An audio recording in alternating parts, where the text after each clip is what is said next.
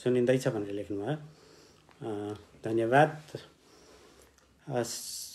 सबैजनालाई म फेरि नमस्कार भन्छु र आजको यो लाइभमा म स्वागत गर्न चाहन्छु।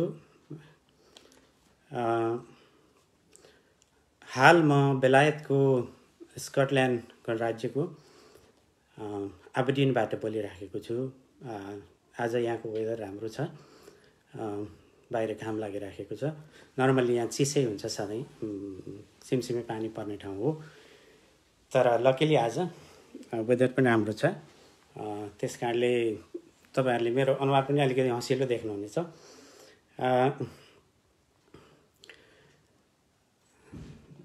सर्वप्रथम त म बुकहालिक्स परिवारलाई यो एउटा महत्त्वपूर्ण मौका दिनुभएकोमा धेरै धन्यवाद भन्न चाहन्छु। विशेष गरेर सगुनाजी र बुकहालिक्स टिमका सबै साथीहरू, करिब यो 1 घण्टाको समय मेरो साथमा रहनको लागि यहाँहरू आउनुभएको छ। यो एउटा ठुलो कुरा हो। म यहाँहरूको यो कार्यक्रम नियमित रूपमा हेरिराखेको छु। पछिल्लो समय पहिलाका केही एपिसोडहरू छुटेका पनि गएर पछाडि फर्केर गएर हेरिराखेको छु। विभिन्न किसिमका भोइसहरू यसरी सुन्न पाउँदा साहित्यिक, विचार प्रदान, काव्यिक, आख्यानात्मक धेरै किसिमका भोइसहरू जुन तपाईहरुले एक ठाउँमा ल्याएर यसरी सम्प्रेषण गर्ने अवसर दिनुभएको छ, यो एउटा हिस्टोरिक कार्य हो भन्छु म, र यसको निरन्तरताको सफलता पनि दिन्छु र यहाँहरूलाई बधाई पनि भन्छु यही अवसरमा। सुरु गर्नुभन्दा अगाडि तपाईहरु एउटा यस्तो समूह हो जो एउटा पुस्तकको बारेमा बोल्ने, पुस्तकको बारेमा लेख्ने, पुस्तक पढ्ने, एउटा अक्षरहरूको उज्यालो बोकेर हिँड्ने समूहमा मैले पनि म एउटा टाढा क्लासको ठाउँमा बरालिँदै आइपुगेको मान्छे, म आफूलाई बरालिएको मान्छे भन्छु, अलिकति बरालिएकै मान्छे भन्छु।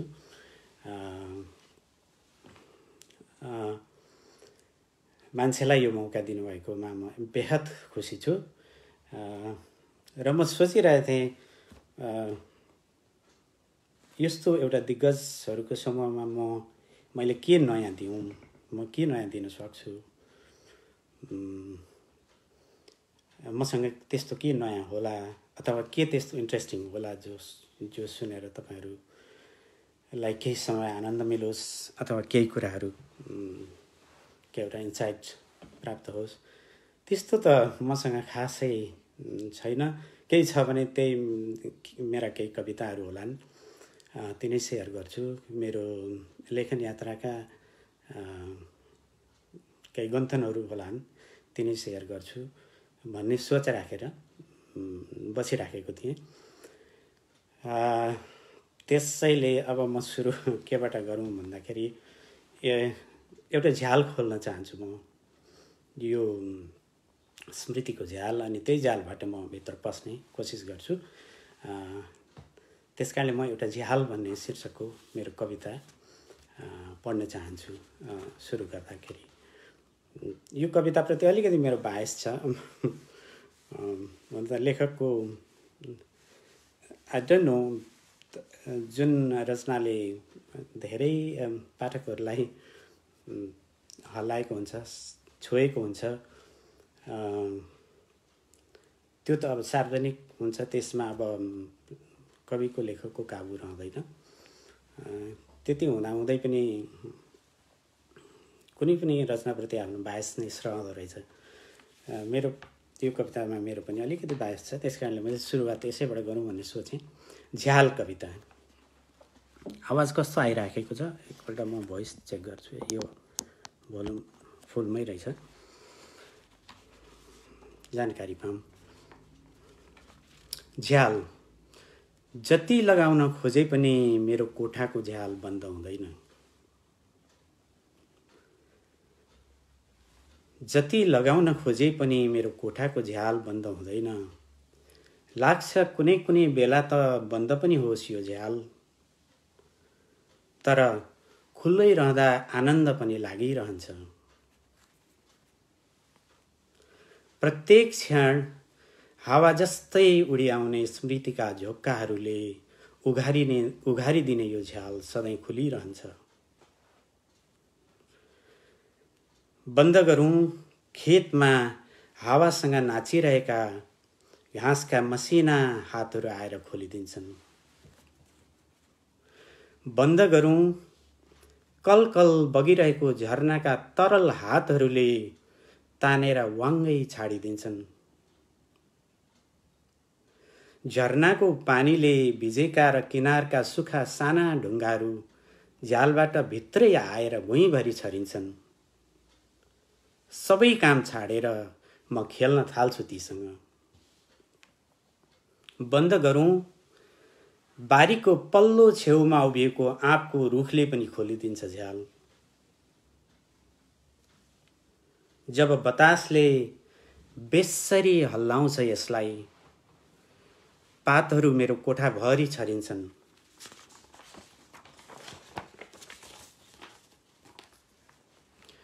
यी पातहरूमा मेरो जन्मस्थलको माटो लागेको छ। सबै काम छाडेर म पातहरूसँग खेल्न थाल्छु। खुलेको झ्यालबाट म धान कुट्ने मिल पछाडि तलैसम्म आएर टुङ्गिएको आकाश देख्छु। मिलको टुकटुकी आवाज कतै बजिरहेको ढोल र दमाहासँग मिसिएर आइरहेछ र बनाइरहेछ हजुरआमाको स्वर जीवित। उहाँले घर पछाडि सुकाउनु भएका कपडा हावामा फरफराइरहेछन्। झ्याल बन्द गरौँ। गोधुलीमा घर फर्किँदै गरेका गाईबस्तुका खुट्टाबाट उडेर आउने धुलोका सूक्ष्म हातहरूले खोलिदिन्छन्। बन्द गरौँ समयको पल्लो गाउँबाट कोही आइपुग्छ टुप्लुक्क र खोलिदिन्छ झ्याल। जति लगाउन खोजे पनि यो झ्याल बन्द हुँदैन। धन्यवाद। यो थियो मेरो कविता स्मृतिको झ्याल। अब यही झ्यालबाट सायद म प्रवेश गर्छु।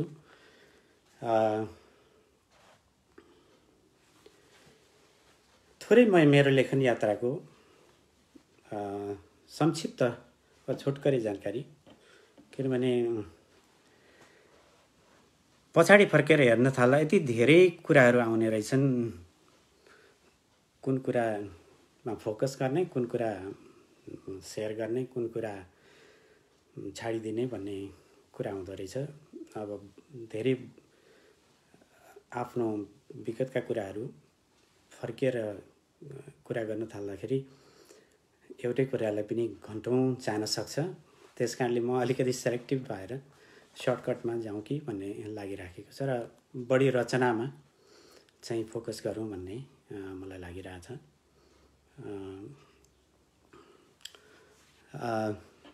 साम्बा ढकालजी बन्द नहोस् भन्नुहुन्छ। रिता मिस हामीसँगै काम गर्थ्यौँ इटरीमा, हेरिरहनु भएको छ। नवीन मित्र हेरिरहनु भएको छ। सबैलाई मेरो नमस्कार। म अगाडि बढ्छु। मेरो अब विद्यालयकालीन बाल्यकाल म झापा शनिश्चरीमा जन्मेको, त्यही नै मेरो चाहिँ प्रारम्भिक शिक्षा भएको हो। कालीस्थान निम्न माध्यमिक विद्यालय भीष्म उप्रेतीजीको मैले लाइभ हेरेको थिएँ। उहाँले यो कुरा, उहाँ र म एउटै स्कुल, एउटै प्रारम्भिक स्कुल र हाई स्कुल एउटैमा पढेको हो।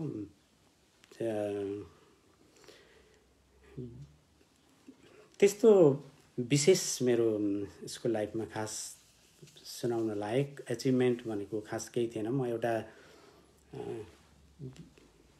पढाइमा एउटा मिडियोकर भन्दा अलिकति माथि तर धेरै टप पनि होइन, त्यो स्तरको विद्यार्थी थिएँ।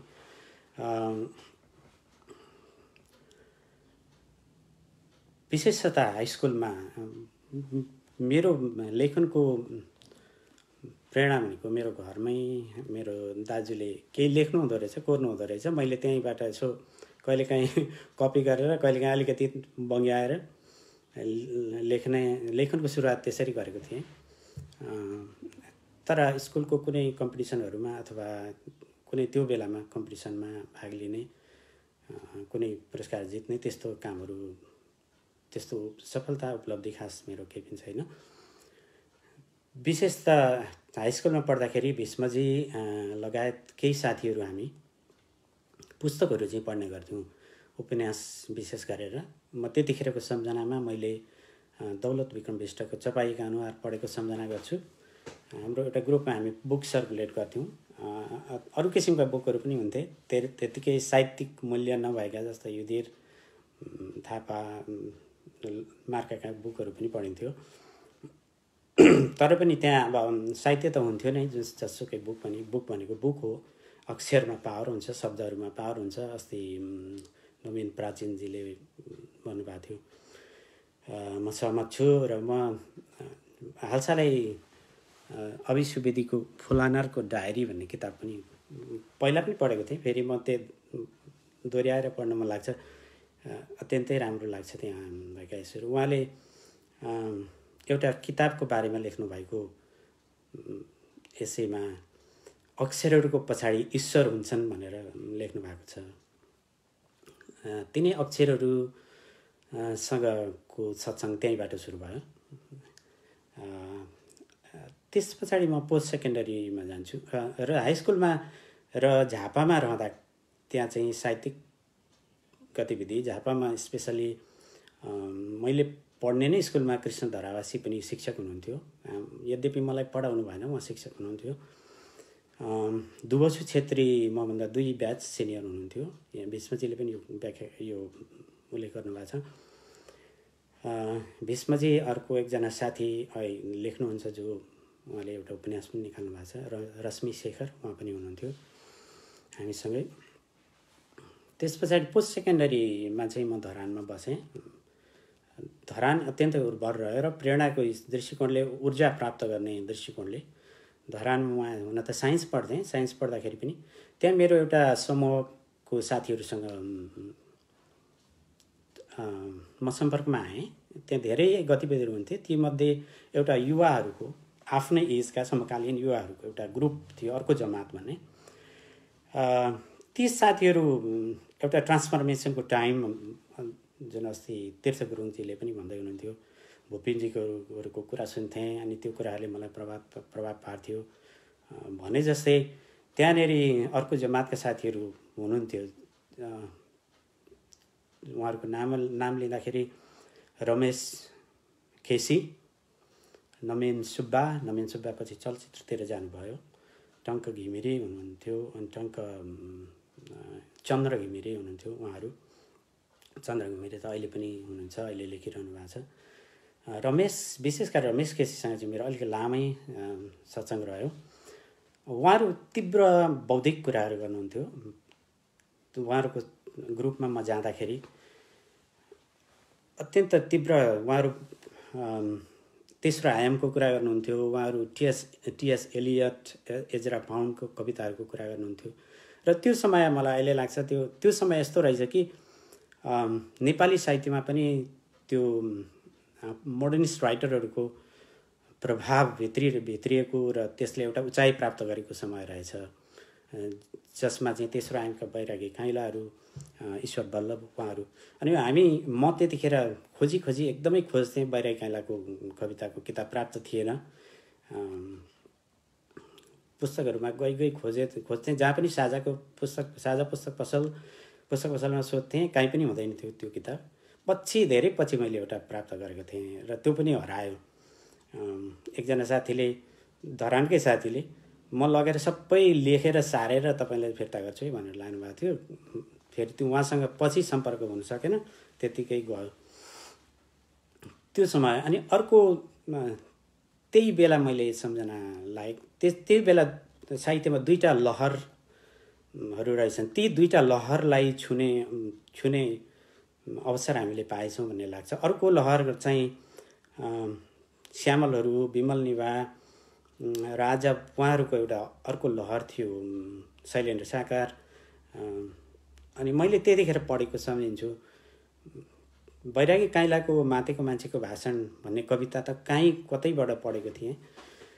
साथसाथै श्यामलको तपाईँहरू मार्फत भन्ने किताब निस्केको थियो। त्यो किताब चाहिँ मैले सजिलै प्राप्त गरेँ। कताबाट प्राप्त गरेँ मलाई अहिले त्यति सम्झना छैन, तर पढेको थिएँ। र विमल निभाको आगोनिर उभिएको मानिस भन्ने त्यो एउटा लहर, र यता अनि मोहन कोइराला त्यो अर्को लहर, दुईटा लहर छोएर चाहिँ हामी त्यहाँबाट अगाडि बढेछौँ भन्ने लाग्छ। अनि त्यही धरानमै भएको बेला जुन अर्को जमातका साथीहरू थिए, म झापा जाँदाखेरि मेरो दुईजना साथीहरूसँग जो लेख्नमा एकदमै लालायत लेख्ने साथीहरू हुनुहुन्थ्यो, उहाँहरूसँग मिलेर हामीले एउटा आविष्कार, ल हामी पनि एउटा नयाँ केही सुरु गरौँ, नयाँ गरौँ भनेर आविष्कार नामक एउटा आन्दोलन हामीले त्यहाँ घोषणा गरेका थियौँ। यद्यपि त्यो कुनै एउटा बौद्धिक रूपमा परिपक्व कुनै एउटा ठुलो प्रस्तावना राखेर अथवा सैद्धान्तिक सूत्रहरू अगाडि सारेर सुरु गरिएको आन्दोलन थिएन। तैपनि त्यो झापाको माहौलमा चाहिँ एउटा सानो तरङ्ग त्यसले ल्याएको थियो। हामीले एउटा सानो घोषणापत्र भनेर निकालेको थियौँ। त्यस्तो सैद्धान्तिक कुराहरू केही पनि थिएन। नयाँ लेख्ने त्यो एउटा चेतना थियो, त्यो एउटा केही नयाँ लेखौँ भन्ने, केही नयाँ गरौँ भन्ने एउटा चेतना थियो त्यो। त्यस पछाडि धरानपछि म विराटनगरमा 1 वर्ष मात्रै बसेँ, ब्याचलर्स। मैले साइन्समा त्यति राम्रो गर्न सकिनँ। त्यस पछाडि मैले चाहिँ स्विच गरेँ यता ह्युमेनिटिजतिर र लिट्रेचर लिएर, मेजर लिएर इङ्ग्लिस लिट्रेचर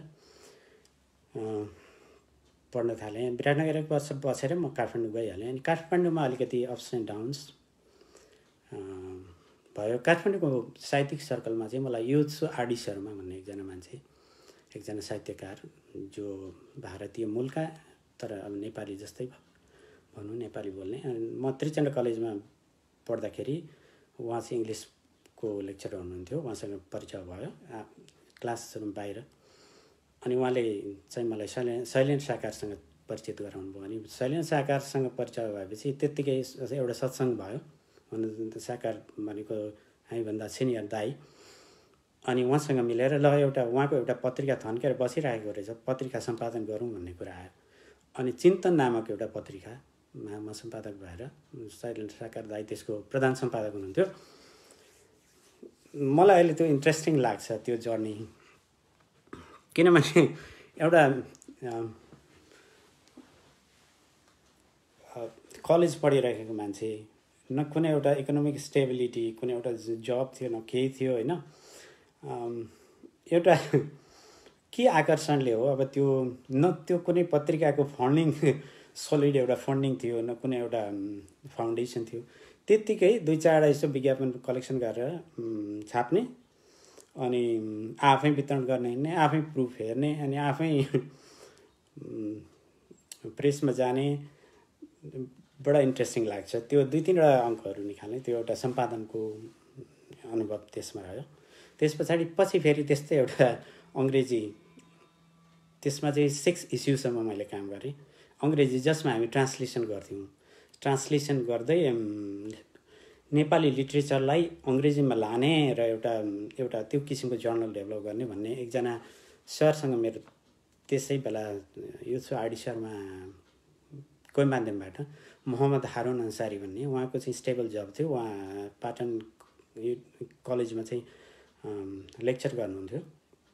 उहाँसँग मिलेर नेपाल लेटर्स भन्ने एउटा सम्पादन गर्न सुरु गऱ्यौँ। म सम्पादक भएर, उहाँ चाहिँ चिफ एडिटर हुनुहुन्थ्यो। अनि हामी अब त्यसमा पनि त्यस्तै एउटा इन्ट्रेस्टिङ जर्नी। त्यसको पनि फन्डिङ चाहिँ खास थिएन, उहाँले नै नपुगेको पैसा हाल्नुहुन्थ्यो थोरै विज्ञापनहरूबाट कलेक्सन गरेर।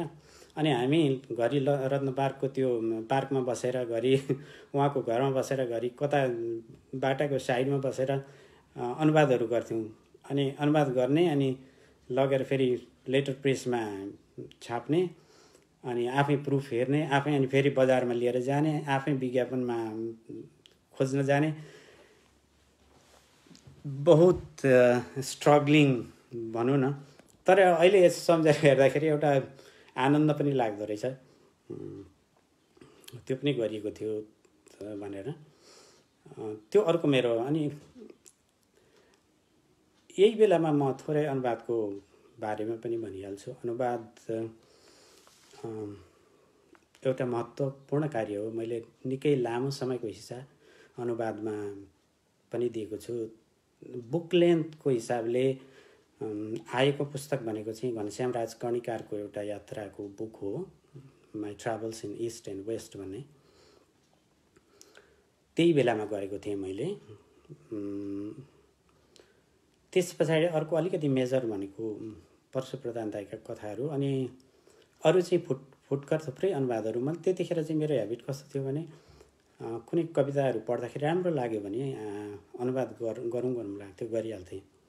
त्यस्तो किसिमको ह्याबिट थियो। र अनुवादका कुराहरू गर्दाखेरि अनुवाद एउटा महत्त्वपूर्ण पार्ट हो साहित्यको। साहित्यलाई ब्रोडर रिडरसिपमा लिएर जानको लागि। तर यसमा जोखिमहरू पनि छन्, च्यालेन्जेसहरू पनि छन्। जोखिम भन्दा पनि च्यालेन्ज भनौँ। मेरो विचारमा प्रोज चाहिँ अलि अकिन टु द ओरिजिनल हुनसक्छ भन्ने लाग्छ मलाई। कविता नहुने भन्ने होइन, कविता हुन्छ। त्यसमा पनि अब कविताहरूका पनि प्रकार हुन्छन्। कुनै कविताहरू अलिकति सजिलै ट्रान्सलेटेबल पोइमहरू हुन्छन्, कविताहरू हुन्छन्। तर कतिपय कल्चरल कुराहरू जुन हुन्छ, कतिपय भाषाका आफ्नै लवजहरू हुन्छन्, लवजका कुराहरू हुन्छन्, ती कुराहरू चाहिँ अनुवादमा छुट्न जान्छन्। निकै कुराहरू लस्ट हुन्छ।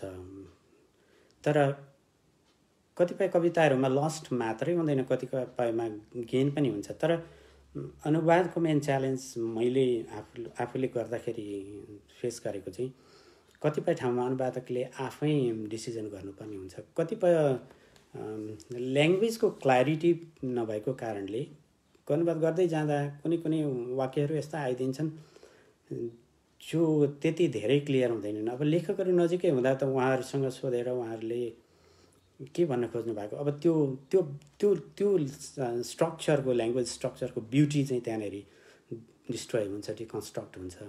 र अनुवाद भनेको एउटा रिकन्स्ट्रक्सन, रिक्रिएसन भनौँ न, रिक्रिएसन अथवा ट्रान्सलेसनलाई अझ राम्रो भाषामा भन्दाखेरि यो एउटा ट्रान्सक्रिएसन पनि हो अनुवाद चाहिँ। र एउटा कल्चरमा, एउटा भाषिक कल्चरमा, एउटा भाषिक संस्कृतिमा जन्मेर हुर्केर म्याच्योर भएको एउटा रचनालाई एउटा छुट्टै लुगा लगाइदिएर भनौँ न, अब अङ्ग्रेजीको कोट दौरा सुरुवाल लाएको एउटा कपडालाई, एउटा रचनालाई, अथवा हाम्रा अरू हाकु पटासी लगाएर जन्मेको एउटा रचनालाई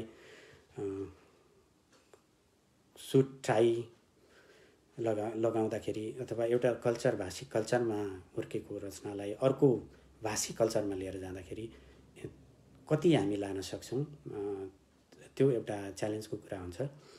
कतिपय रचनाहरू राम्रा पनि हुन्छन्, त्यसमा नराम्रा कुराहरू मात्रै छैन, अथवा छुट्ने कुराहरू मात्रै छैनन्। कहिलेकाहीँ अनुवाद गर्दा कुनै रचना ओरिजिनलभन्दा राम्रो पनि भइदिन्छ, कुनै रचना ओरिजिनलभन्दा नराम्रो हुन्छ। र कतिपय एक्सपेरिमेन्टल राइटिङहरूमा चाहिँ डिफिकल्टी आउँछ अनुवाद गर्नको लागि। जस्तै कुनै कुराहरूलाई भाँचेर लेखिएको छ, कुनै भाषालाई प्रयोग गरेर कुनै एउटा सर्टेन फर्ममा राख्न खोजिएको छ भने त्यस्ता रचनाहरूलाई अनुवाद गर्न अलिकति गाह्रो छ। त्यति नै राखौँ अहिले अनुवादको कुरा। आफ्नो अनुभव मैले सेयर गरेँ। त्यस पछाडि म बिचमा ब्रेक गरेर कविता सुनाऊँ कि एउटा पनि भन्दैछु। म एउटा कविता सुनाउँछु यहाँ, अनि फेरि अलिकति म काठमाडौँको यात्राबाट म फेरि इटहरीतिर फर्केको यात्राहरू थोरै सेयर गर्छु। म एउटा यो अलमल र प्रेमको रस भन्ने कविता पढ्न चाहन्छु। मलाई आफू अलिक स्लो मुभिङ, अलिक बरालिएको भनेर मैले सुरुमै भने पर्सन जस्तो लाग्छ। र कुनै प्रेम कविता हो बेसिकल्ली चाहिँ, तर मैले अलिकति स्लो त्यो पृष्ठभूमिबाट उठाएको छु। र प्रेममा पर्नु भनेको, प्रेममा अल्मलिनु भनेको पनि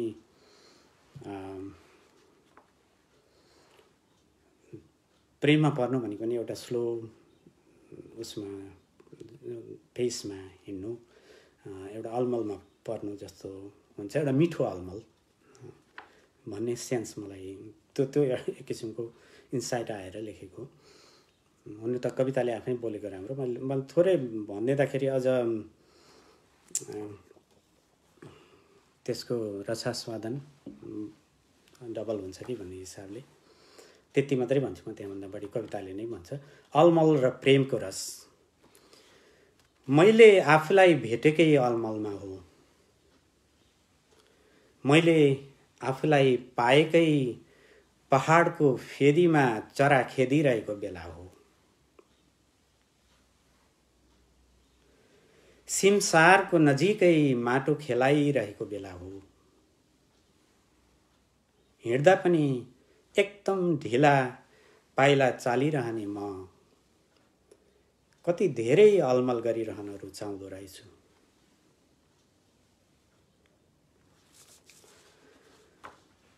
बाटामा छिटो छिटो हिँड्नेहरू भेटिए, दौडिनेहरू भेटिए, आफूसँगै निस्केका साथीहरू उनीहरूतिर यसो हेरेर मुस्काउन नपाउँदै कहाँ कहाँ पुगिसके।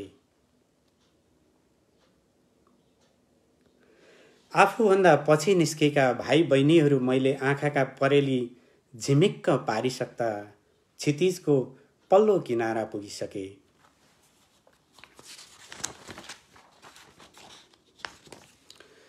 मैले त बिहान पूर्वी क्षितिजबाट धरतीमा चुहिएको सूर्यको प्रकाश हेरेरै घन्टौं बिताइदिएँ। मैले त मेरी आमाले बिहान बिहान पूजा गर्दा छेउमा हात जोडेर बसेरै कयौं दिनहरू बिताइदिएँ। हजुरआमाको लागि सगुने मनसाउँदा चाहिने टाँगीको फूल खोजेरै महिनाहरू बिताइदिएँ। बाहरू, छिमेकी र गाउँलेहरू बेलुका जम्मा भएर गाउने भजनमा ताली पिटेरै वर्षहरू बिताइदिएँ। दौडेको दौडै गरेको भए यो अलमलको अमृत कतै चुहिएर बिलाउँथ्यो। दौडेको दौडै गरेको भए यो अलमलको अमृत कतै चुहिएर बिलाउँथ्यो। दौडेको दौडै गरेको भए पोखरीमा तैरिरहेका हाँसहरूलाई चारो फ्याँकेर उनीहरूसँग खेली बस्ने स्टेसन छुट्ने थियो।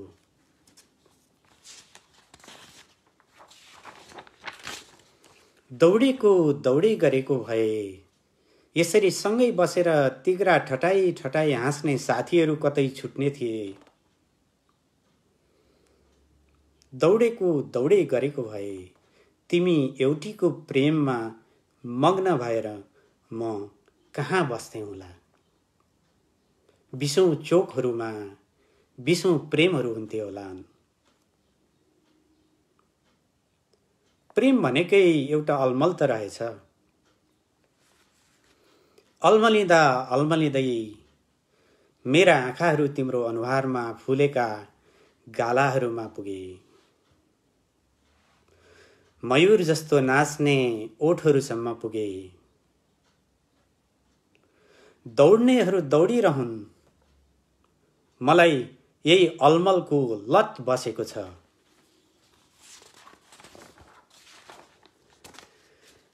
दौड्नेहरू दौडिरहन्, म यही अलमलको रस सुरुप्प सुरुप्प पारिरहन्छु। धन्यवाद।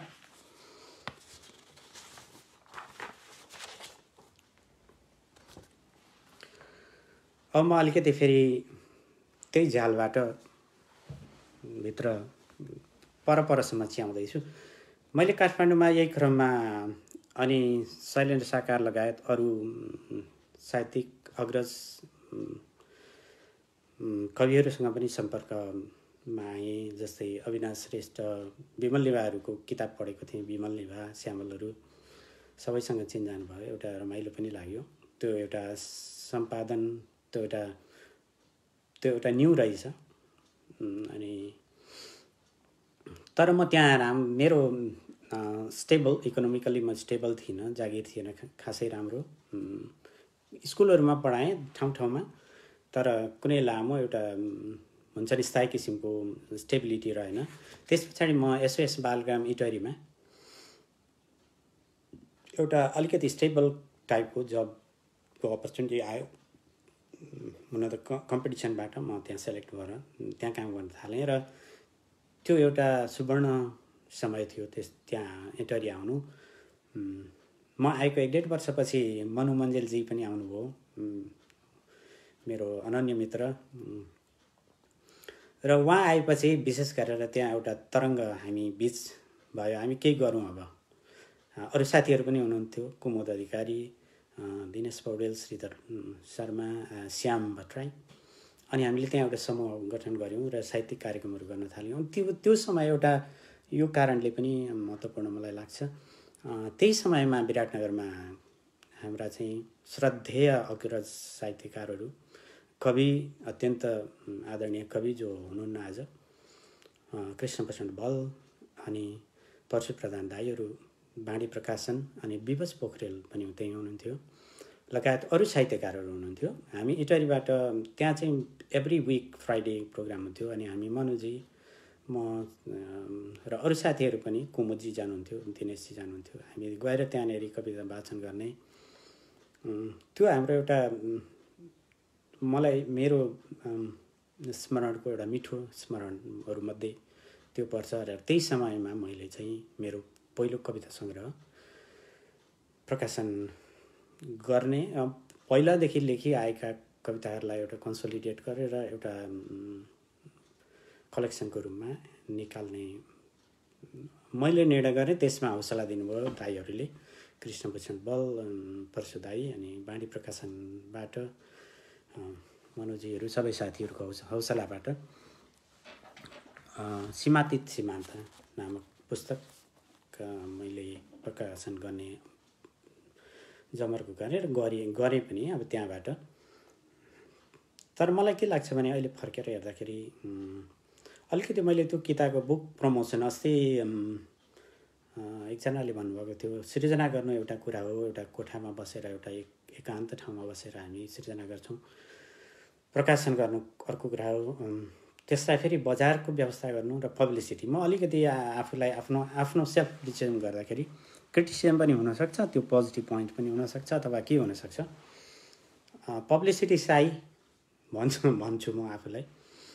त्यो बुकको मैले त्यति राम्रो प्रबन्धन गर्न आफूले सकिनँ र प्रकाशनको तर्फबाट पनि बाँडी प्रकाशन दाईहरूलाई मैले आफूलाई नै त्यसको चाहिँ दोष दिन्छु, दाईहरूलाई भन्दा पनि अथवा प्रकाशनलाई भन्दा पनि त्यति राम्रो प्रवर्धन गर्न सकिनँ। र जति रिडरहरूकोमा जति जानु पर्थ्यो जान सकेन।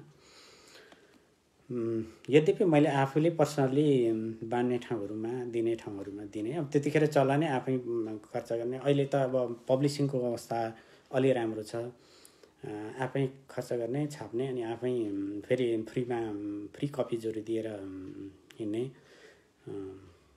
ग्राटिस गर्ने आफ्नो प्रमोसनको लागि चलन थियो। त्यसरी नै जति गर्न सकेँ। अनि पछि गएर साझा प्रकाशनमा भनेर दिएँ। पुल्चोकमा होला अझै पनि यसका केही कपीहरू छ, तर साझाले पनि त्यहीँ मात्रै राख्ने रहेछ। मैले त सोचेको थिएँ साझामा लगेर दिने भनेर मलाई सजेसन गर्नुभयो कसैले, तर साझाको अरू डिपोहरूमा लाने रहेछ, त्यहीँ राख्ने रहेछ।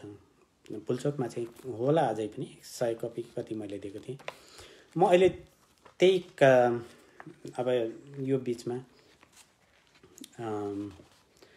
सीमातीत सीमान्तबाट एक दुईवटा कविता आज यो अवसरमा सुनाउन चाहन्छु। मौकाको फाइदा उठाउँदै भनौँ। मैले एउटा कविता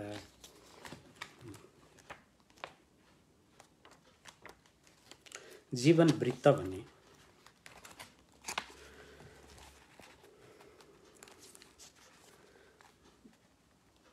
थोरै यसको पृष्ठभूमिमा भन्दाखेरि चाहिँ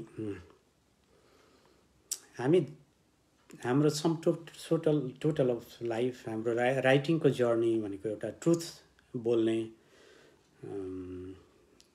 ट्रुथको खोज एउटा त्यो रहेछ। र यो सामान्य कविता छ। हामी डेली वेजमा के गर्छौँ र हामी कसरी एउटा जीवनलाई अगाडि लिएर गइराखेका हुन्छौँ भन्ने कुरा आएर लेखेको जीवन वृत्त भन्ने कविताको शीर्षक जीवन वृत्त, जो यस प्रकार छ। साँझको सुपारी कुटुक्क टोक्छु,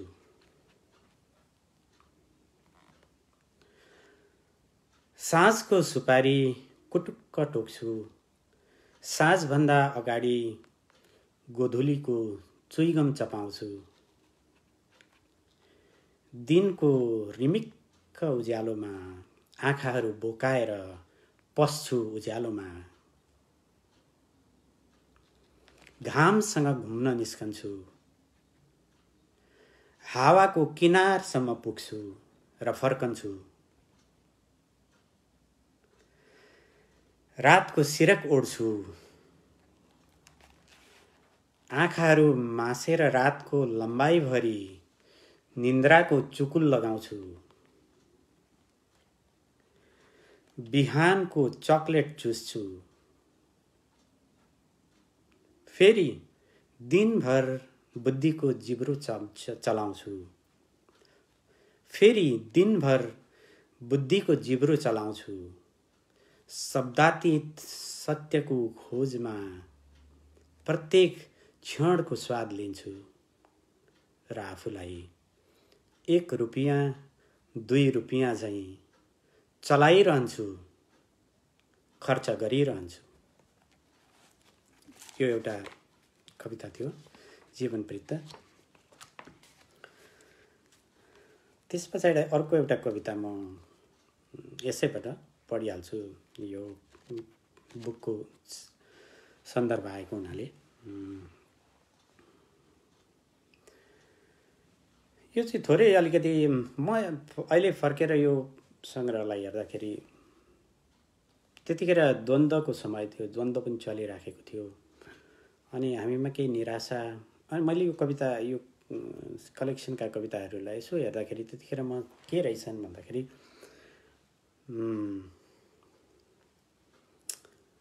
निराशाको पनि मैले निराशा पनि रहेछ, यसमा केही आक्रोश पनि रहेछ, केही फेरि त्यो दुईटा लहर छोएर आएको प्रभाव पनि रहेछ। यता मोडर्निस्ट र यता रियलिस्ट भनौँ न, अब जे भने पनि हुन्छ।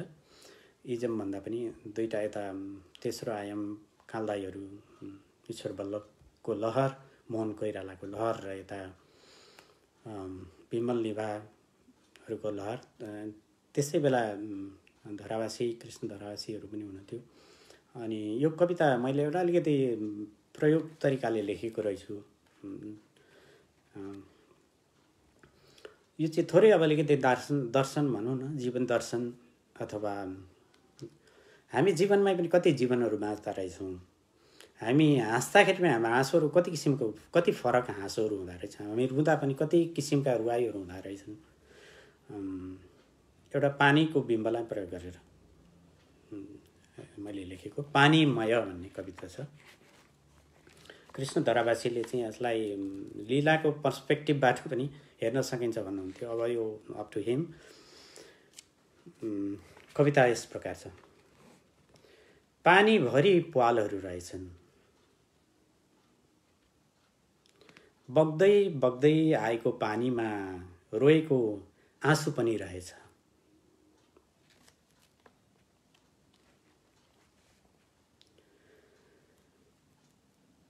सानो थोपा पनि सबै पानी हो, गाग्रो, खोला, पोखरी, सागर भरिको। जमिनमा डुली डुली हिँड्ने पानी कुकुलो छ। बोलुँ बोलुँ गर्ने पानीमा डुलुवापन छ। ओठहरू पानीका चिसा छन्, रसिला छन्। हामीले चुसिरहेका छौँ। हामी चिन्छौँ पानीलाई, पानी हामीलाई चिन्दैन। समुद्रले थुकेको पोखरी धुम्म बसेको छ समाधिमा। पानीको फित्ता खोलो खुरुरु कुदेको छ। मुखै गाडेर चुसिरहेछ कलले पानी। तोरण टाङ्गिएको छ पानी बादलमा। फुलेको छ सेतो फूल हिउँमा टाकुराहरूमा। पानीको तालुमा गम्भीरताको नीलो छ। पानीकै पुल चाहिन्छ यी चञ्चल माछाहरूलाई। तिर्खा पनि पानीतिरै गएका छन्। पानीको पानीमयता, पानीको प्रपञ्च सरोवर घाँटी घाँटीहरूबाट बगेको छ पन्याइलो चालमा। यो एउटा अलिक छुट्टै ढङ्गको कविता। यो सङ्ग्रहबाट मैले पनि यति दुईटा कविता पढौँ होला। समय कति भयो मलाई त्यति ज्ञान छैन। कृपया यहाँ कमेन्टमा लेखिदिनु होला। फेरि म त बहकिन थालेपछि बहकै होला। फेरि 1.5 घन्टा जाला।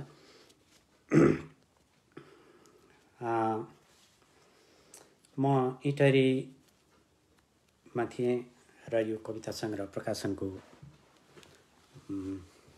प्रसङ्गमा थिएँ। एउटै मात्रै रिभ्यू यो कविताको आयो। त्यो मेरो साथी भीष्म उप्रेतीले लेख्नु भएको थियो, जो मलाई लाग्छ अन्नपूर्ण पोस्टमा छापिएको थियो होला त्यस कविताको।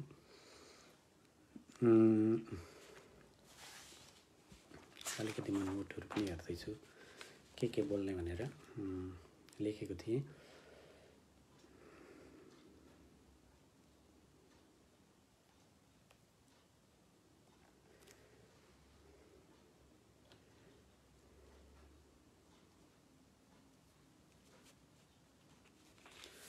त्यस पछाडि म फेरि इटहरीको एउटा बसाइबाट म फेरि स्थानान्तरण भएँ भरतपुर को एसओएसमा। त्यहाँबाट एउटा kind of promotion internal competition थियो। त्यहाँ स्कुलको हेड भएर जाने मौका आयो। एकाएक खोइ कसरी मैले त्यो गरेँ। त्यहाँ अब कम्पिटिसनको लागि एउटा नोटिस आएको थियो, ट्राई गरी हेरौँ नि त भनेर विचार आयो। ट्राई गरेँ, फुत्तै भयो। मलाई त्यहाँनिर अब इटहरी छोड्नु पर्दा एकदमै पीडा भइरहेको थियो। मनुजीले पनि भन्नुहुन्थ्यो हेटेरी अब अलिकति हाम्रो गन्तव्य फरक हुने पो भयो भन्ने जस्तो। त्यहाँको साथीहरू हामीले त्यहाँ साहित्य सञ्चार समूह अनि एउटा पत्रिका प्रकाशन फेरि त्यहाँ पनि गर्न थालेका थियौँ। यी कुराहरू थिए। छँदै फेरि यात्राले एउटा नयाँ डिसिजन लियो, नयाँ मोड लियो। अनि म भरतपुर गएँ। भरतपुर गएपछि फेरि पनि त्यो क्रम रोकिएन। त्यहाँ चाहिँ उदयजी आउनुभयो एक दिन। अल अफ सडन खोज्दै आउनुभयो। उहाँले थाहा पाउनु भएको रहेछ। उहाँ नै हुनुभयो त्यहाँ सेतु फेरि साहित्यिक सर्कलमा मलाई पुर्याउनको लागि, परिचित गराउन। अनि सबभन्दा महत्त्वपूर्ण, सबभन्दा फर्स्ट उहाँले मलाई चिनाउनु भयो मेरो मित्र नवीन छेत्रीसँग, जोसँगको मित्रता अहिलेसम्म उत्तिकै प्रगाढ र उत्तिकै हामी चाहिँ त्यहाँदेखि यो परदेशसम्म पनि साथमै छौँ। त्यस पछाडि फेरि भरतपुरमा भुपिनजीसँग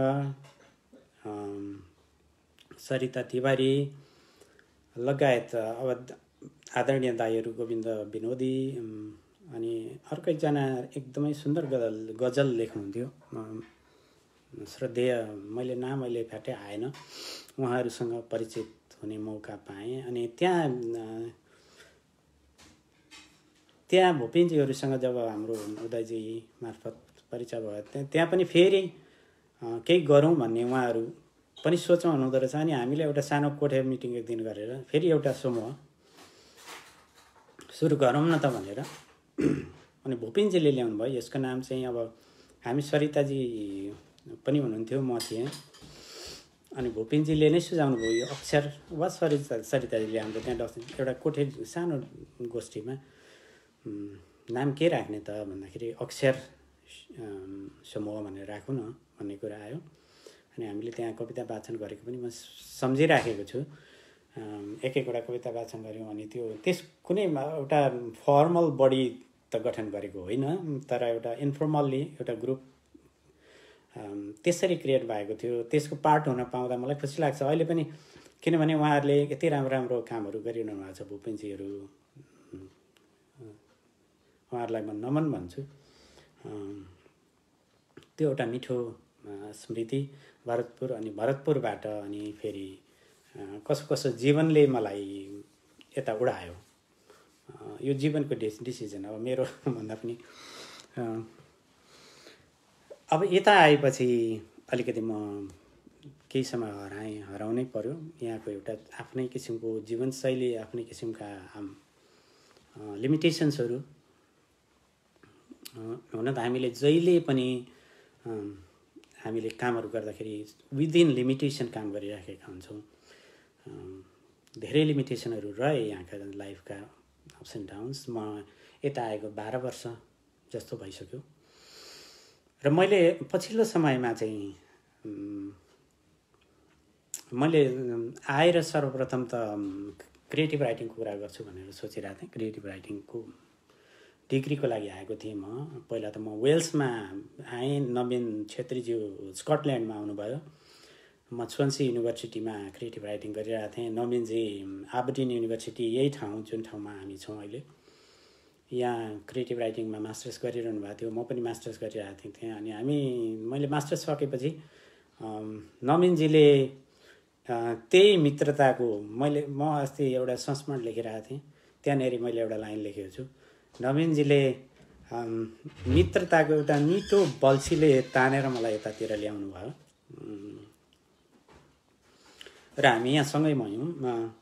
क्रिएटिभ राइटिङको क्लास लिन म जब त्यहाँबाट उडेर आएँ, मैले फ्यामिली उतै छोडेर आएको थिएँ। अनि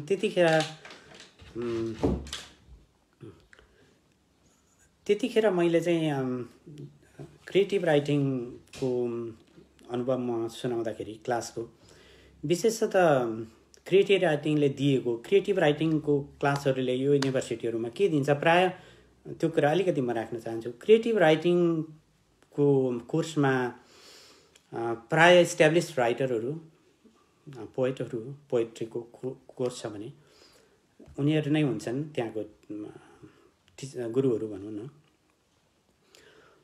कुनै म्याजिक दिने होइन क्रिएटिभ राइटिङले, तर एउटा चेतना दिने रहेछ भन्ने अहिले मैले फर्केर हेर्दाखेरि, मैले एमफिल एमए 2टा डिग्रीहरू गरेँ यहाँ आएर। त्यो चेतना चाहिँ कस्तो चेतना भने एउटा पठनको चेतना बुकहोलिक्समा म देखिरहेको छु, त्यही नै हो। पठन रिडिङ गर्नुपर्छ भन्ने एउटा। अर्को कुरा, क्रिएटिभ राइटिङको क्लासहरूलाई वर्कसप भनेर भनिन्थ्यो। नाइजेल जेन्किन्स भन्ने कविताको गुरु हुनुहुन्थ्यो, म उहाँलाई एकदमै सम्झिन चाहन्छु। उहाँ बितेर जानुभयो। साह्रै राम्रो गुरु हुनुहुन्थ्यो उहाँले चाहिँ विशेष गरेर कन्स्ट्रक्टिभ क्रिटिसिजम, त्यो क्लासहरूलाई क्लास भनिँदैन थियो, तिनीहरूलाई वर्कसप भनिन्थ्यो। अनि हामी एउटा ग्रुपमा 8-10 जना अमेरिकनहरू हुनुहुन्थ्यो, अनि क्यारिबियन कन्ट्रिजबाट आएको हुनुहुन्थ्यो। म इस्टर्न अथवा नेपाल अथवा त्यो कोर्समा आएको पहिलो व्यक्ति रहेछु। पहिलो भन्नाले नेपालबाट चाहिँ पहिलो, इन्डियाबाट त्यो मभन्दा अगाडि एकजना आउनुभएको रहेछ।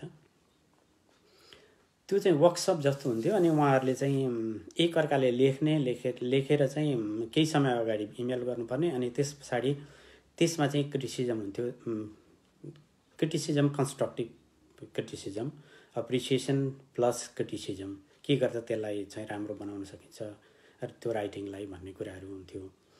र मैले त्यो क्रिएटिभ राइटिङको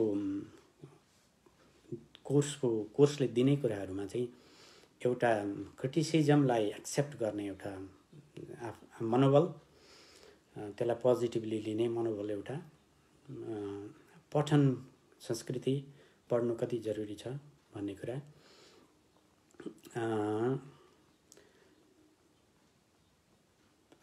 प्लस अनि उहाँहरूले चाहिँ आफ्नो राइटिङलाई कसरी हियर गराउने अथवा to be heard, how you can make you heard by people भन्दाखेरि जर्नलहरूमा पठाउने प्लस पुरस्कारहरूमा पनि पठाउने भनेर इन्करेज गर्नुहुन्थ्यो उहाँहरूले। र नाइजेललाई म कसरी सम्झिन्छु भने उहाँ चाहिँ मेरो ड्रप भयो,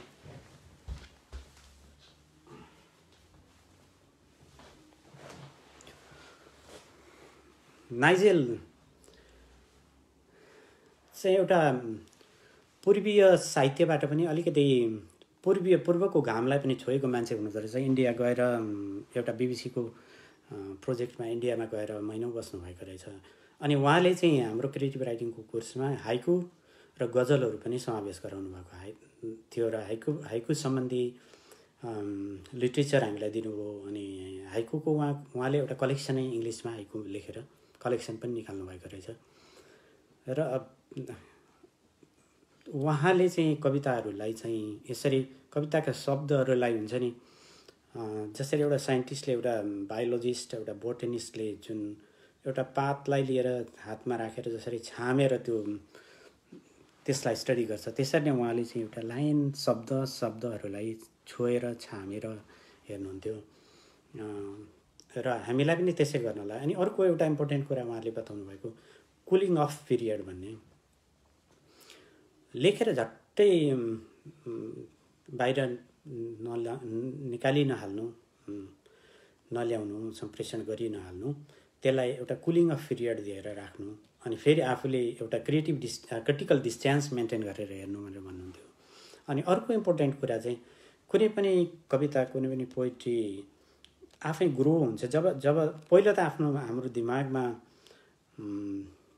we live with it for a while, जब कुनै एउटा आइडियाले इन्साइटले स्ट्राइक गर्छ हामी लिभ गर्छौँ त्योसँग। त्यस पछाडि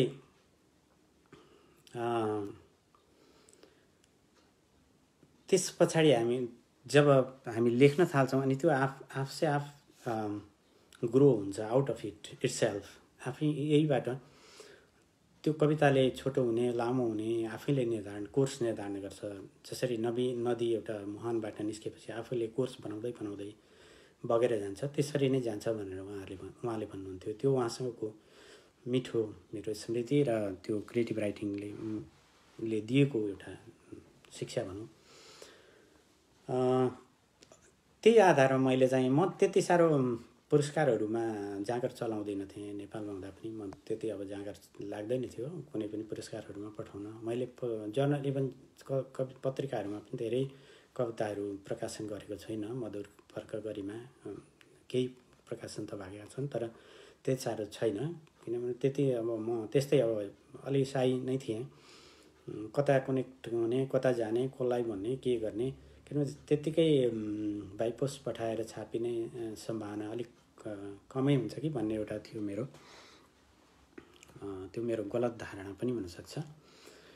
यहाँ आएर मैले मास्टर सकेपछि चाहिँ एउटा म यहाँ एबर्डिनमा आइसकेपछि एउटा मैले कविता लेखेको थिएँ। अनि अल अफ सडन मलाई एउटा कविताको प्रतियोगिता, मैले त्यस पछाडि जब कोर्समा उहाँहरूले इन्करेज गर्नुहुन्थ्यो प्रतियोगिताहरूमा पठाउनुपर्छ भनेर, अनि यहाँ प्रतियोगिताहरूमा पठाउँदा प्रत्येक कम्पिटिसनमा पठाउँदाखेरि एन्ट्री फीहरू हुन्छ।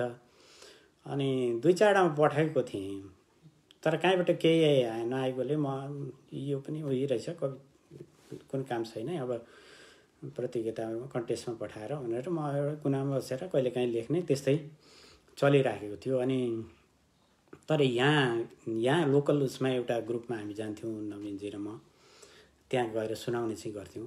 अङ्ग्रेजीमा कोर्स गरेको हुनाले अङ्ग्रेजीमा लेखेको थिएँ मैले केही कविताहरू, तर अहिले मैले अङ्ग्रेजीमा लेख्न छोडेँ। मैले त्यो कविता अनि एउटा कम्पिटिसनको बारेमा इटालीमा रहेछ, मैले एक दिन यसो जानकारी पाएँ, त्यसै सर्च गर्दाखेरि कतैबाट आयो, मलाई त्यति जानकारी चलेको, तर त्यहाँ लेखेको रहेछ कि एन्ट्री फी चाहिँ वेब हुन्छ डेभलपिङ कन्ट्रीको कविहरूलाई, इन्टरनेसनल र आफ्नो मातृभाषामा पठाउनु पर्ने विथ ट्रान्सलेसन भनेर लेखेको रहेछ। अनि मलाई त्यो अलिक मल्टिनेसनल टाइपको इन्टरनेसनल लेभलको र थोरै अलिकति उदार क्राइटेरिया जस्तो लाग्यो। त्यो एन्ट्री फी पनि वेब गर्ने भनेपछि अलिकति छुट्टै हो कि अलिकति ह्युमन टाइपको, नट भेरी टेक्निकल। धेरै अब यहाँ इङ्ग्लिस राइटिङको, इङ्ग्लिस पोइट्री, इङ्ग्लिस लिट्रेचर अलिक धेरै टेक्निकल हुँदै गएको भन्ने मलाई अलिक लाग्छ। जबकि हाम्रो पूर्वी साहित्य चाहिँ अझै पनि इमेजिनेसन, कल्पना, इमोसनबाट ड्रिभन बढी छ र यताको अलिक टेक्निकलिटीबाट ड्रिभन बढी छ जस्तो मलाई लाग्छ फरक हेर्दाखेरि। त्यो बेलामा मैले अनि एउटा कविता लेखेको थिएँ, त्यो कविता ल ट्राई गरौँ त भनेर पठाएको थिएँ। त्यो चाहिँ फर्स्ट प्राइज जित्यो भनेर पछि मलाई आयो। मलाई पहिला त विश्वास पनि भएन। अनि उनीहरूको वेबसाइट रहेछ, अनि एकजना इटलीको भएको हुनाले एकजना मैले काम गर्ने ठाउँमा इटलियन थियो, उसलाई चेक गर्न लगाएँ, प्लिज हेरिदिनुहोस् न यो जेन्युइन हो कि होइन, किनभने अब कति स्प्यामरहरू पनि हुन्छ, पैसा माग्ने, पछि पहिला जित्यो भने पछि पैसा माग्ने, त्यो हो कि भनेर। तर पछि हेर्दाखेरि त्यो जेन्युइन रहेछ। अनि त्यसरी म इटली जाने मौका पनि पाएँ। त्यो कविता 2000 युरो थियो त्यसको प्राइज। एउटा एकदमै राम्रो मलाई अनुभूति त्यो बेलाको। यहाँ आएर अझै स्ट्रगलिङ फेजमै थिएँ त्यो टाइममा। एउटा मेरो फ्यामिलीहरू पनि ल्याइसकेको थिएन, यहाँ सँगै थिएनन्। अनि पछि त्यहाँ ट्राभल गर्ने मौका पनि पाएँ। त्यो एउटा त्यसको मेमोयर जस्तो म अहिले लेखिराखेको छु। त्यो प्रतियोगितामा मैले जितेको यो कविता यहाँ पढ्न चाहन्छु म अहिले, पढ्नको लागि भनेर मैले तयार गरेको छु। एउटा एडल्टहुड र चाइल्डहुडको विषयलाई लिएर मैले लेखेको थिएँ।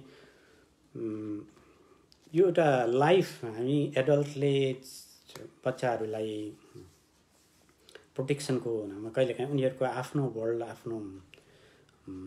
वर्ल्डबाट हामीले रोकिराखेको हुँदो रहेछौँ। त्यो इन्जोय, त्यो सङ्ग्स अफ इनोसेन्स भनेर जुन विलियम ब्लेकले त्यो सङ्ग्स अफ इनोसेन्सको वर्ल्डबाट हामीले प्रोटेक्सनको नाममा कहिलेकाहीँ हामीले केही ज्यादती पनि गरिराखेका हुँदो रहेछौँ कि भन्ने, त्यो एउटा। अर्को, जब चाइल्डहरू उनीहरू पनि फेरि ग्रो अप हुन्छन्, फेरि उनीहरू पेरेन्ट्स हुन्छन् अथवा गार्जियन हुन्छन्, उनीहरूले फेरि त्यही साइकल रिपिट गर्छन् र त्यो एउटा रिपिटेसन हुने रहेछ र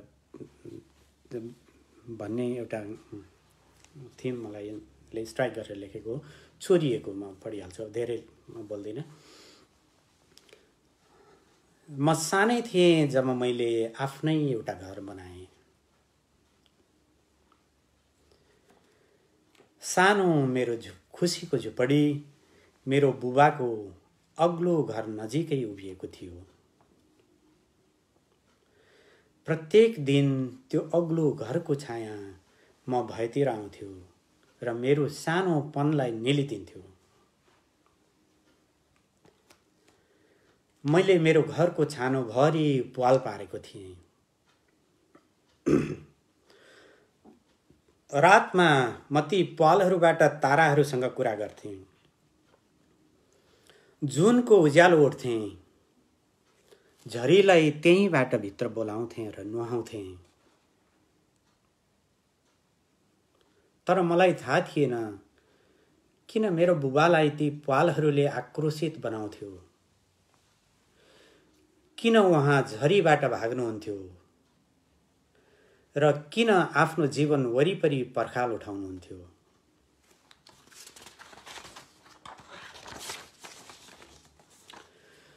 म बुझ्दिनथेँ कुन कुन विचारहरूले उहाँको केस चम्किलो पार्दथ्यो र जुङ्गाहरू नचाउँथ्यो।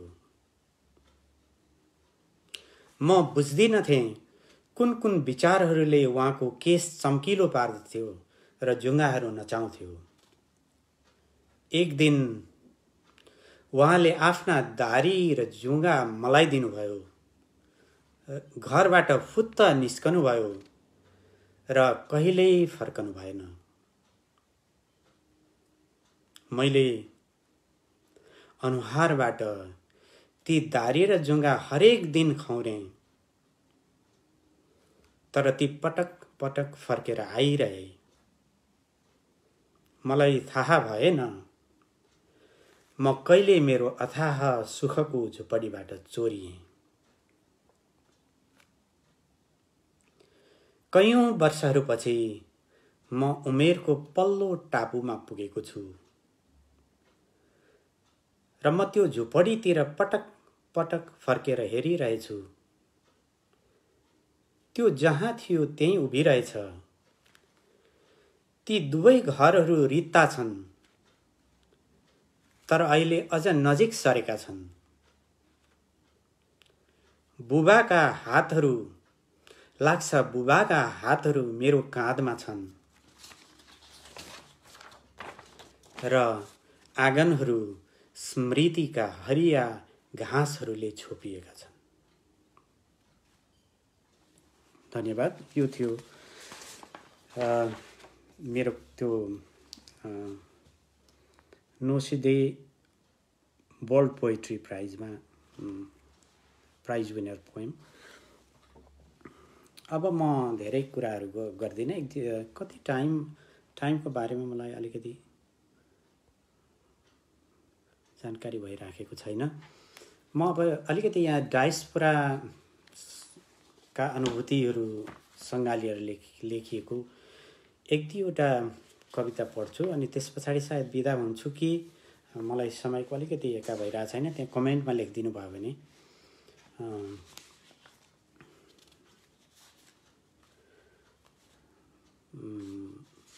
राम्रो हुने थियो। म यो एउटा देशसँगको मेरो कन्भर्सेसनको एउटा कविता यो पढ्छु अनि त्यस पछाडि समय भने एउटा कविता म पढ्छु होला सायद।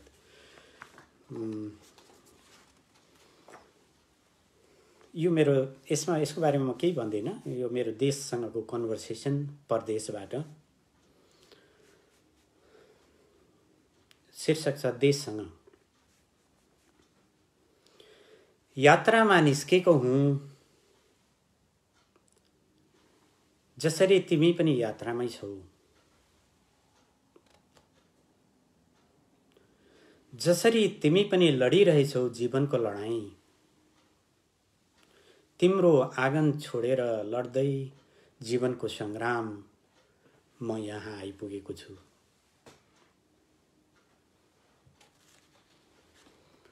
तर देश, म तिमीसँगै छु यहाँ पनि। हरेक पल म स्पर्श गर्छु तिमीलाई, शिर झुकाएर मनका सहस्र हातहरूले सलाम गरिरहन्छु।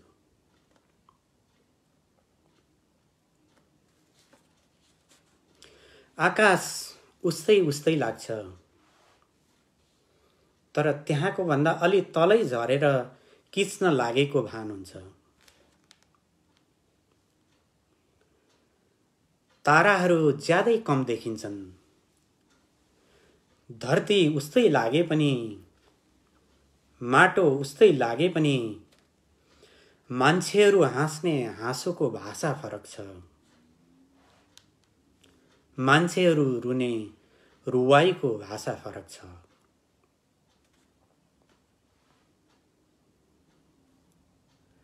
यहाँका यी मानिसहरू सोध्छन्, तिम्रो देश त सबै हिमालै हिमाल हो होइन?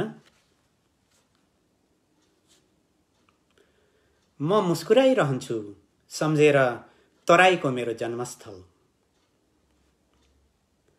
यी मानिसहरू सोध्छन्, तिम्रो देश त सबै हिमालै हिमाल होइन र?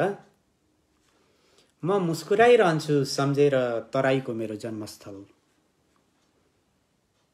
कोही भन्छन् तिम्रो देश म एक दिन जान चाहन्छु।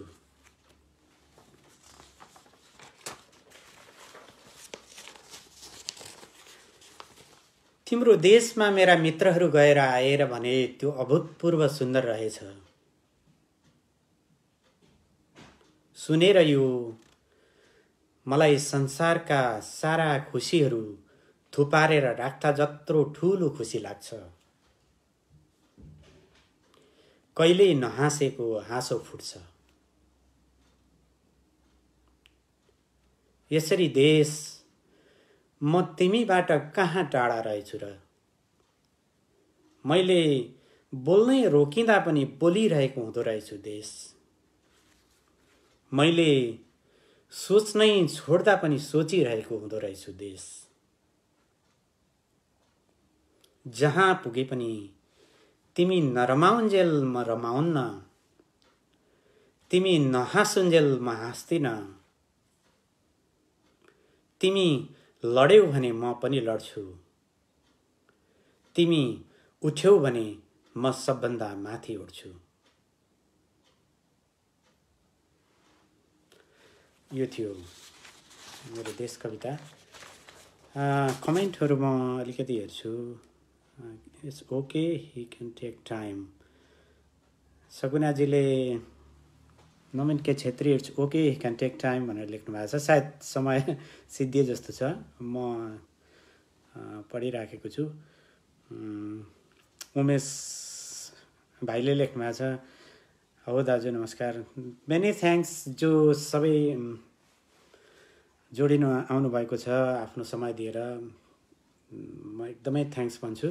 र म एउटा अब सायद समय भएछ म एउटा कविता पढेर अनि म बिदा भन्छु। यो एउटा अलिकति म राइटिङको सेन्सिबिलिटीको अलिकति कुरा गर्छु र यो कविता पढ्छु अनि म सेन्सिबिलिटी सबै मानिसमा हुन्छ।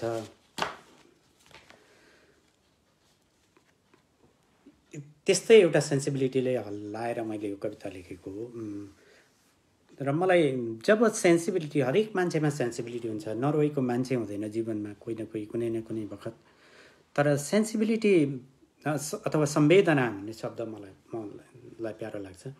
संवेदना दुई किसिमको हुन्छ। एउटा प्रोटेक्टिभ हुँदो रहेछ, एउटा अलिकति प्यासिभ हुँदो रहेछ। संवेदनाले प्राय सबैलाई छोएको हुन्छ, तर जब संवेदना प्रोडक्टिभ वा क्रिएटिभ बन्छ अनि कविता निस्किँदो रहेछ, अथवा राइटिङ, कथा अथवा उपन्यास निस्किँदो रहेछ भन्ने मलाई लाग्यो। यो एउटा कविता मैले त्यस्तै संवेदनाबाट छोएर त्यसैको क्रिएसन हो। यहाँ परदेशमा कतिपय मैले घटनाहरू देखेको छु। आफन्तहरू नेपालमा गुमाएको अवस्थामा यहाँबाट जान सक्नुहुन्न। विविध प्राविधिक कारणहरूले उहाँहरूसँग त्यो जो सबैसँग पर्न सक्छ। मैले प्रत्यक्ष अनुभव पनि गरेको छु र यो संसारभरि छरिएका सबै नेपालीहरूमा लागू हुन्छ। आफ्नो ट्राभल डकुमेन्टहरू आफ्नो साथमा नभएको बेलामा त्यस्तो घटनाहरू घट्छ। आफ्नो बुवाको निधन हुन्छ, आमाको निधन हुन्छ, उहाँहरू जान सक्नुहुन्न। त्यो एउटा एकदमै पीडा आफूसँग रहन्छ जिन्दगीभर जस्तो लाग्छ। त्यो मैले देखेको हुनाले त्यही विषयलाई लिएर लेखेको यो कवितापछि अनि म बिदा माग्छु। परदेशबाटै आमाको बिदाई। यसमा केही भन्नु त्यति नै भने मैले। कविताले नै बोल्छ सबै। आमा हजुरलाई आज मैले सपनामा देखेँ। बारीमा साग टिप्दै हुनुहुन्थ्यो।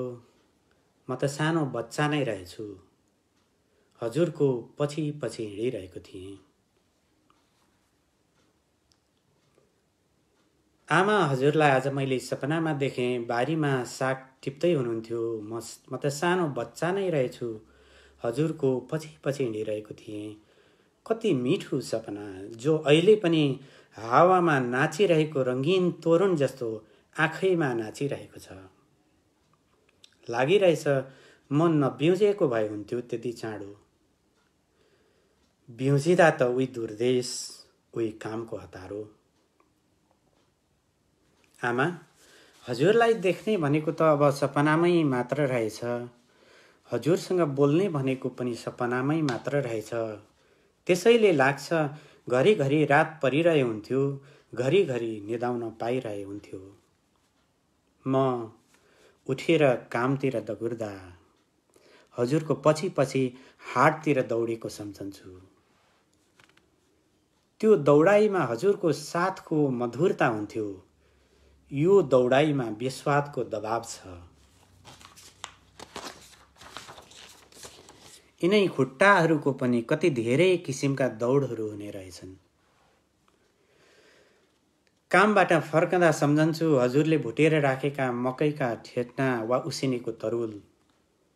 फर्कँदा मिठो हतार हुन्थ्यो। गोडामा प्रेमिल थकान हुन्थ्यो। अहिले त मुखभरि टर्रोपन हुन्छ। ड्युटीमा कसैले बोलेका शब्दहरूको विस्वाद हुन्छ।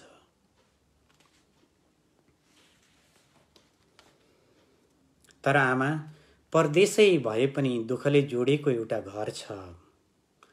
गमलामा कोपिलाहरू फुल्न लागेका छन्।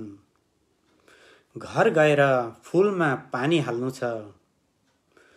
बाबु नानीहरूलाई देखाएको सपनाका बिरुवाहरू गोड्नु छ। यही सोचको रसले पखाल्छु मुखको टर्रोपन। हजुरसँगका क्षणहरू मौरीको घारमा रहेको मह जस्तो मेरो स्मृतिमा ढिक्का भएर बसेका छन्। तर हजुर एकाएक जानुभयो र मसँग एउटा भयानक पीडा रहिरह्यो कि म हजुरको महाप्रस्थान पछिको विदाईमा सामेल हुन सकिनँ। र त्यत्रो ठुलो विदाई मैले परदेशबाटै गर्नु पर्यो। दाजुले भन्नुहुन्थ्यो हजुरको प्राण निस्कँदा दिनको मध्याह्न हुन लागेको थियो। हजुर जीवनसँग लडिरहेको बेला म यो दूर देशमा मेरा बाल बच्चाको उच्च जीवनको लागि भनेर अस्तित्वको लडाईँ लडिरहेको थिएँ। त्यसै राति मैले सुकेको पात हावामा उडेको जस्तो आफू आकाशतिर उडिरहेको देखेको थिएँ। त्यसरी नै उडिरहेको भए हजुरलाई भेट्ने थिएँ कि। अन्तिम पटक हजुरले मलाई सम्झनु भएकै बेला हुनुपर्छ मेरो किलकिलेमा गाँस अड्किएको। के त्यसबेला हजुरको अनुहारमा डुब्न लागेको घामको लालीमा थियो, या हजुरको मन हुरीले लुच्दै गरेको हाँगा जस्तो लच्किएर हल्लिरहेको थियो। सपनाबाट बिउजिएर सपनै देख्ने लालसा लिएर सोचिरहेछु। हजुर वायुपंखी घोडा चढेर पो जानुभयो कि वैकुण्ठतिर, या शरीरबाट निस्किएर वायुमण्डलको हावामा मिसिनु भएको छ। यिनै हावाका झोकाहरूमा हजुरको मन उडिरहेको भए हरेक सिरसिरे बतासलाई सोध्न मन लागिरहन्छ। मिल्छ भने मलाई यति भनिदिनु न आमा, हजुरको महाप्रस्थानमा छोरो आइपुगेन भनेर के हजुरको मन कुँडिएको छ? Thank you.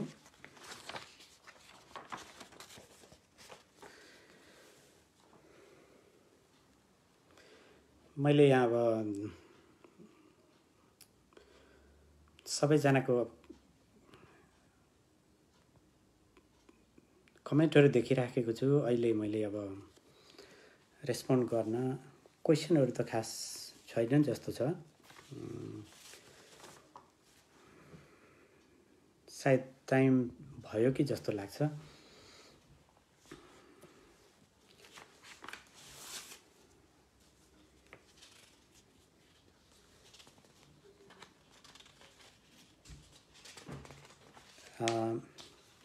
यति भन्दै म अब कविताहरू एक दुईवटा अझै पनि मैले प्रिन्ट निकालेको थिएँ, तर म अब धेरै समय लिन चाहन्न।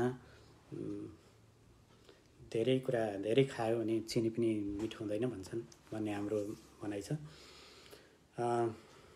के कस्तो लाग्यो मेरो रचनाहरू, लाइभमा उपस्थित भएर मलाई साथ दिनुहुने, मसँग जोडिनुहुने सबै एकदमै आदर गर्ने मेरा साथीहरू, मेरा अग्रज साहित्यकारहरू, कविहरू, विशेषतः बुकहोलिकका दिग्गज प्रबुद्ध टिमका साथीहरू सबैलाई म एकदमै धेरै हृदयको अन्तस्थलबाटै धन्यवाद भन्न चाहन्छु। र मौका मिले फेरि भेटौँला। यज्ञनिधि दाहालको म पनि दाहालै भएको हुनाले यो उक्ति आउँदा जाँदा लाउँला पेरती भन्दै म यहाँहरूसँग बिदा मान्छु। थ्याङ्क यू भेरी मच, धन्यवाद।